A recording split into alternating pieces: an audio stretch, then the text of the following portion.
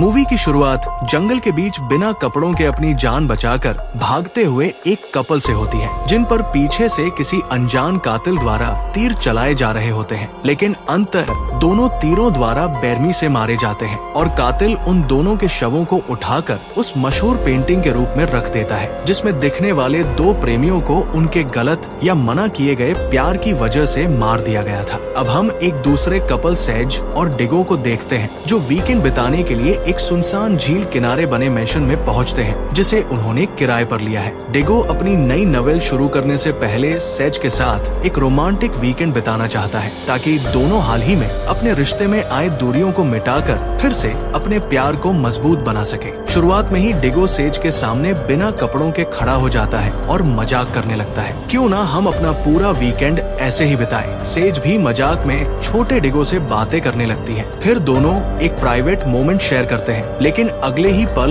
वे हैरान हो जाते हैं जब उसी मैंशन में एक और कपल विल और सीन भी आ पहुंचते हैं। वे बताते हैं कि उन्होंने भी इसी वीकेंड के लिए यही मैंशन बुक किया था। स्थिति थोड़ी अजीब और असहज हो जाती है, लेकिन जब समझ आता है कि मैंशन गलती से डबल बुक हो गया है, तो सिन सुझाव देती है कि वे इस मैंशन को शेयर कर सकते हैं, और अगर सेज और डिगो को असहज लगे तो वे चले जाएंगे। तो सेज और डिएगो मान जाते हैं। चारों मिलकर झील के पास समय बिताने लगते हैं। बातचीत के दौरान विल झील के बारे में एक डरावनी बात बताता है। इस झील का नाम बोन लेक इसलिए पड़ा क्योंकि कई साल पहले इसकी गहराई में कंकालों का ढेर मिला था। कहा जाता है कि 1950 के दशक में एक अज्ञात सीरियल किलर अपनी शिकारों की लाशें इसी झील में फेंकता था। धीरे धीरे सेज और सीन एक दूसरे से खुलने लगती है। सीन बताती है कि वो और विल पिछले 8 सालों से रिलेशनशिप में है और बचपन से एक दूसरे को जानते हैं, लेकिन उनके परिवार वालों को उनका रिश्ता कभी पसंद नहीं आया था। इसी बीच जब विल को पता चलता है कि डीगो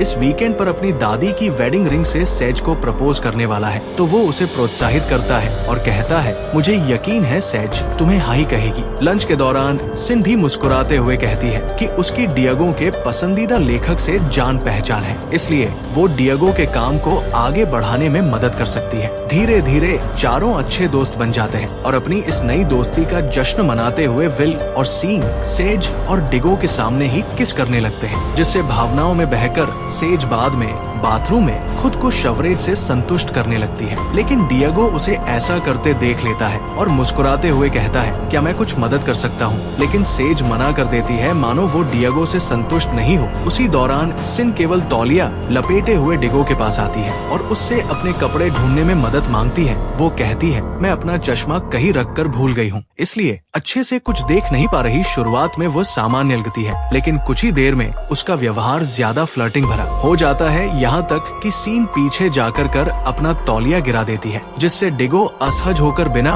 कुछ कहे कमरे से बाहर चला जाता है। लेकिन बाद में सिन चालाकी से वही बात सेज को बताती है कि डिएगो ने उसे बिना तौलिए के देख लिया था, और ये सब ऐसे अंदाज में कहती है मानो जानबूझकर सेज और डिगो के बीच गलतफहमी पैदा करना चाह रही हो। हालांकि इस बात से अभी उनके रिश्ते पर कोई असर नहीं पड़ता, लेकिन सेज और डिगो दोनों के मन में एक बेचैनी जरूर बैठ जाती है। वे सोचने लगते हैं कि सिन और विल में कुछ तो अजीब सी वाइब है। उनके मन में ये ख्याल आने लगता है कि शायद उन्हें अपना वीकेंड इन अजनबियों से दूर कहीं अकेले ही बिताना चाहिए था। रात होते ही विल और सीन एक अजीब सा सुझाव देते हैं, क्यों ना हम सब मिलकर इस घर के बंद पड़े कमरों को खोलें, जो शुरू से ही रहस्यमयी लग रहे हैं। उत्सुकता और रोमांच के बीच विल अपनी चालाकी दिखाते हुए एक एक कर उन कमरों के लॉक खोलने लगता है। पहले कमरे में घुसते ही सबके चेहरे पर हैरानी और झिझक साफ झलकती है, क्योंकि वहाँ एक सेक्स विंग और तरह तरह के सेक्स टॉयज रखे होते हैं। डिएगो कहता है, हमें ये सब इस्तेमाल नहीं करना चाहिए, और सबको अगले कमरे की ओर चलने को कहता है। लेकिन अगला कमरा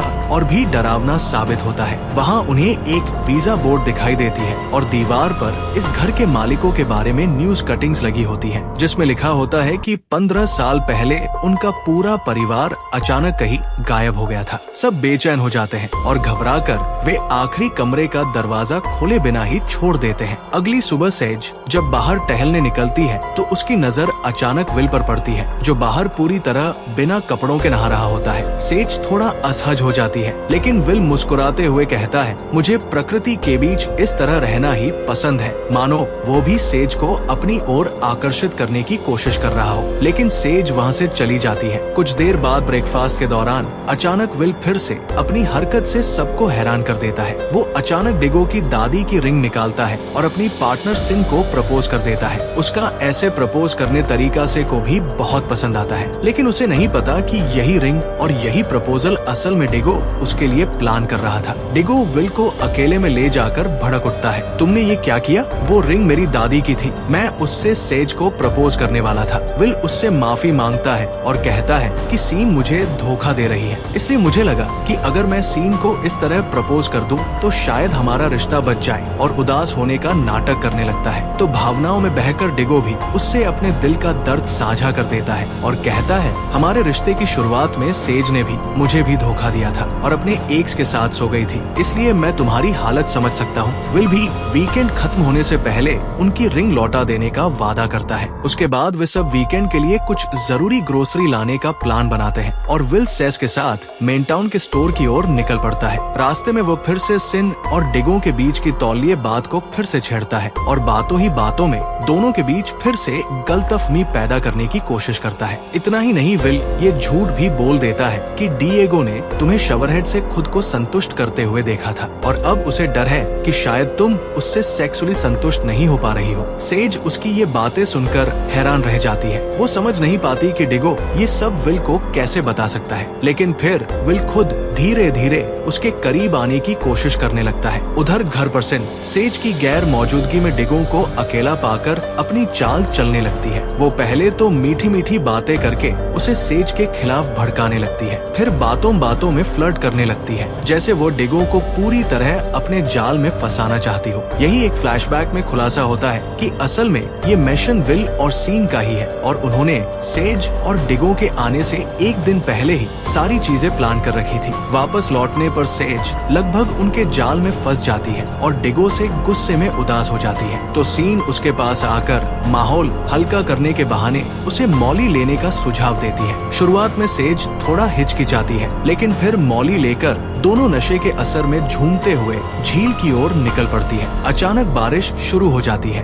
दोनों बारिश में भीगते हुए झील में उतर जाती है, लेकिन यहाँ सेज को शक हो जाता है कि सीन बिना चश्मे के भी साफ देख सकती है। मतलब शायद उसने डिएगो को झूठ बोलकर अपनी बातों में फंसाया था। उधर घर पर सेज के न लौटने से डिगो भी परेशान हो जाता है और उसे ढूंढने के लिए बाहर निकल पड़ता है, लेकिन सेज उसे वहाँ नहीं मिलती है। वो सिन से पूछता है तो सिन भी कह देती है शायद यही कही होगी, मुझे नहीं पता। घबराकर वो वापस घर लौटता है तो सेज उसे अंदर मिल जाती है। सेज उसे कुछ समझाना चाहती है, लेकिन फिर दोनों अब पूरी तरह से उनके जाल में फंसकर एक दूसरे पर शक करने लगते हैं। दोनों की बहस और गुस्सा बढ़ने लगता है, लेकिन कमरे के बाहर विल और सिन उनके झगड़े को सुनकर मुस्कुरा रहे होते हैं, मानो यही तो वे देखना चाहते थे। लेकिन तभी डिगो दरवाजा खोलकर घबराया हुआ सा कहता है कि गुस्से में सेज घर से भाग गई है और विल और सिन से सेज को ढूंढने में मदद मांगता है। तो विल और सिन तुरंत बाहर निकल जाते हैं, लेकिन सच ये है कि सेज अंदर ही छिपी हुई होती है। वो डिगो को बताती है कि मैंने नशा करने का सिर्फ नाटक किया था, क्योंकि मुझे पहले ही शक हो गया था कि विल और सीन मिलकर हम दोनों के बीच दूरी लाने की कोशिश कर रहे हैं। डिगो भी कहता है मुझे भी ऐसा ही लगता है। उनकी कार की चाबी भी विल और सिन ने चुरा ली होती है। डिगो सेज को समझाने की कोशिश करता है, मैंने सिर्फ विल को तुम्हारे अफेयर वाली बात बताई थी, शवराड वाली बात तो मैंने कभी कही नहीं थी। अब दोनों को समझ आ जाता है कि विल और सीन कैमरों से उन दोनों पर नजर भी रख रहे हैं। दोनों आखिरकार हिम्मत जुटाकर उस बंद कमरे का ताला तोड़ते हैं, जिसमें जाने की हिम्मत वे पहले नहीं कर पाए थे। अंदर कदम रखते ही दोनों हैरान रह जाते हैं। वहाँ पूरे कमरे में कैमरा सर्विलांस सिस्टम लगा होता है। हर कोने में उनकी हर हरकत रिकॉर्ड की जा रही होती है। वहाँ पहले से ही सेज और डिगो की तस्वीरें रखी होती है और उनके साथ कई अनजान कपल्स की फोटोज भी, जो शायद उनसे पहले भी यहाँ शिकार बन चुके हैं। वहाँ उन्हें कई टैप्स मिलते हैं, जिनमें सिर्फ उनकी नहीं बल्कि उन पुराने कपल्स के प्राइवेट मोमेंट्स भी रिकॉर्ड होते हैं। वहीं पर वे सेज का बाथरूम वाला वीडियो भी देखते हैं। तभी सेज को एक पुरानी तस्वीर दिखती है, जिसमें विल और सीन इसी घर के सामने खड़े होते हैं। अब सब साफ हो जाता है कि ये मिशन उन्हीं दोनों का है। उसी पल विल और सीन भी कमरे में आ जाते हैं और अपनी असली सच्चाई बताते हैं कि ये सब बस हमारा एक गेम है, जिसे हम कपल्स के साथ खेलते हैं ताकि कपल्स एक दूसरे के लिए अपना प्यार साबित कर सके। सेज और डिएगो गुस्से से तिलमिला उठते हैं और चीख कर कहते हैं, हमें तुम्हारा कोई गेम नहीं खेलना है, हम ऐसे ही ठीक हैं, हमें बस अभी यहाँ से निकलना है। डिएगो विल से कार की चाबी मांगता है तो विल और सिन भी बिना किसी रोक टोक उन्हें कार की चाबी देकर वहाँ से जाने देते हैं। लेकिन अभी खेल खत्म नहीं होता। जैसे ही सेज और डिएगो कार में बैठकर वहाँ से निकलने लगते हैं, तभी अचानक विल सामने आकर डिएगो से कहने लगता है, जब हम बाहर थे तब मैंने सेज के साथ सेक्स किया था। और फिर से डिएगो के दिमाग में गलतफहमी पैदा करने की कोशिश करता है, लेकिन सेज इस बात से इनकार करती है और डिएगो को भरोसा दिलाती है कि मैंने ऐसा कुछ नहीं किया है। तो डिएगो भी उस पर विश्वास करता है और कार पीछे करने की कोशिश करता है, पर तभी सिन अपनी कार से उन्हें एक जोरदार टक्कर मारकर बेहोश कर देती है। होश में आने पर सेज और डिएगो दोनों खुद को लिविंग रूम में डक्ट टेप से बंधा हुआ पाते हैं। वहाँ विल और सीन उन्हें अपनी असली पहचान बताते हैं। उनके असली नाम थॉमस और एलिस प्राइस है और वे असल में भाई बहन हैं। सेज और डिएगो हैरान रह जाते हैं। फिर थॉमस और एलिस बताते हैं कि जब हम टीनएज में थे तब हमारे बीच एक ऐसा रिश्ता शुरू हुआ जिसे दुनिया पाप कहती है, जिसके लिए हमारे माता पिता ने हमें बुरी तरह पीटा भी था, पर हमने उन्हें ही खत्म कर दिया और साबित किया कि हमारा प्यार किसी भी नियम से बड़ा है। तब से हम यहाँ दूसरे कपल्स को बुलाते हैं, उन्हें बहकाते हैं, परखते हैं कि उनका रिश्ता कितना मजबूत है, और जब वे फेल हो जाते हैं तो हम उन्हें भी खत्म कर देते हैं। डिएगो और सेज किसी तरह मौका पाकर अपने डक्ट टेप्स तोड़ देते हैं और वहाँ से भागने की कोशिश करते हैं। तभी सिन सेज पर चाकू से हमला करने लगती है, लेकिन सेज झटपट पास रखा कांच का टुकड़ा उठाकर उस पर वार करती है और किसी तरह भाग निकलती है। वार से सीन का चेहरा बुरी तरह कट जाता है, जिसे देखकर विल गुस्से से पागल हो जाता है और सेज के पीछे पड़ जाता है। सेज खुद को बचाने के लिए एक कुल्हाड़ी उठा लेती है। विल उसके सामने खड़ा होकर चुनौती देता है, अगर हिम्मत है तो कुल्हाड़ी मेरे सिर पर मार दो,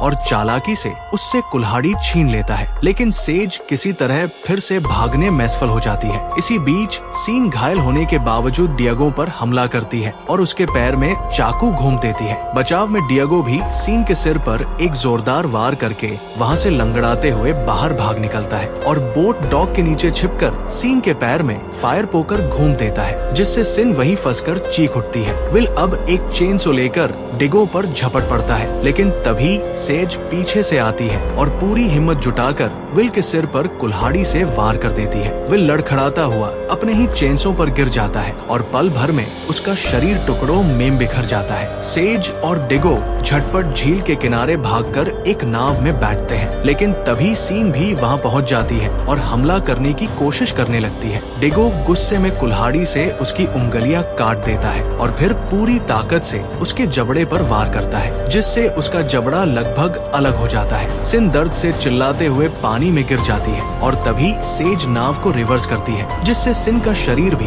प्रोपेलर में फंसकर चिथड़े हो जाता है और आखिरकार दोनों अपने रिश्ते को मजबूत बनाने में कामयाब हो जाते हैं। कुछ देर बाद झील के बीचों बीच नाव पर डगोसिन की कटी हुई उंगली से अपनी दादी की अंगूठी निकालता है और प्यार से सेज की उंगली में पहनाकर उसे प्रपोज कर देता है। सेज भी हल्की मुस्कान के साथ उसका प्रपोजल स्वीकार करती है। दोनों एक दूसरे को देखकर जोर जोर से हंसने लगते हैं और फिर अचानक उस हंसी के बीच चारों ओर सन्नाटा छा जाता है। इसी के साथ मूवी यही खत्म होती है। उम्मीद है आपको कहानी अच्छी लगी होगी। कहानी अच्छी लगी हो तो चैनल को सब्सक्राइब कीजिए। Thank you.